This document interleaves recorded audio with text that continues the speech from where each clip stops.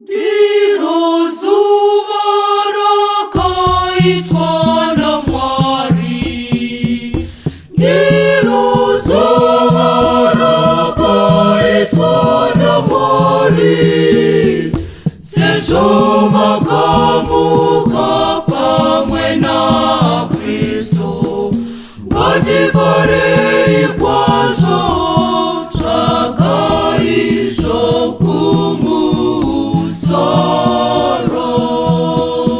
Zuva rakaitwa naMwari, ndiro zuva rakaitwa naMwari, sezvo makamuka pamwe naKristu, ngatifarei kwazvo, tsvakai zvokumusoro. Kristu wayana yedu yaMwari, yakapigwa pamusana pedu. Zuva rakaitwa naMwari, ndiro zuva rakaitwa naMwari, sezvo makamuka pamwe naKristu, ngatifarei kwazvo, tsvakai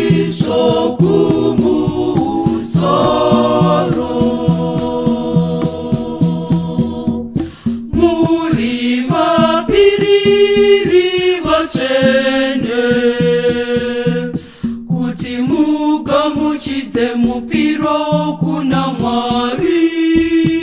Zuva rakaitwa naMwari, ndiro zuva rakaitwa naMwari, sezvo makamuka pamwe naKristu, ngatifarei kwazvo, tsvakai zvokumusoro.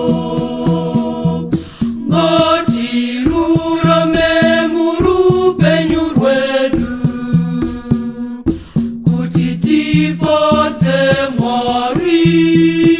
Zuva rakaitwa naMwari, ndiro zuva rakaitwa naMwari, sezvo makamuka pamwe naKristu, ngatifarei kwazvo, tsvakai zvokumusoro.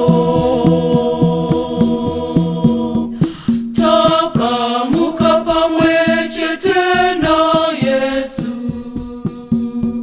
ngatitize kurutadzo tigogara zvakanaka.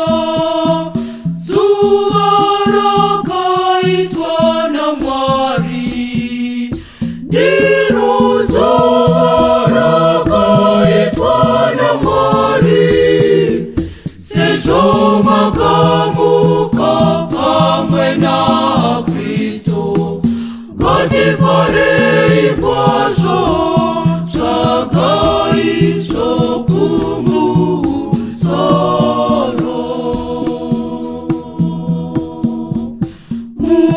Musakanganwe kubatsirana,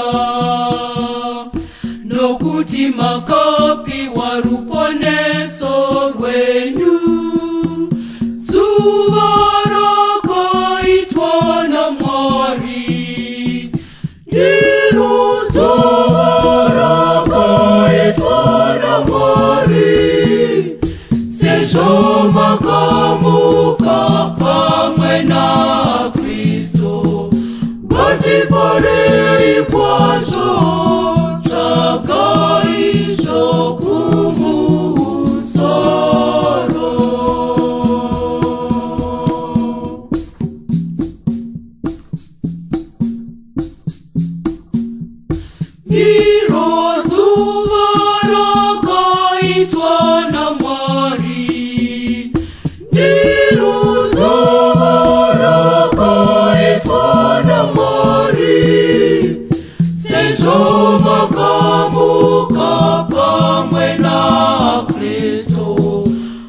Ifarei kwajo chakaicho kumusoro. Zuva rakaitwa naMwari, ndiro zuva rakaitwa naMwari, sezvo makamu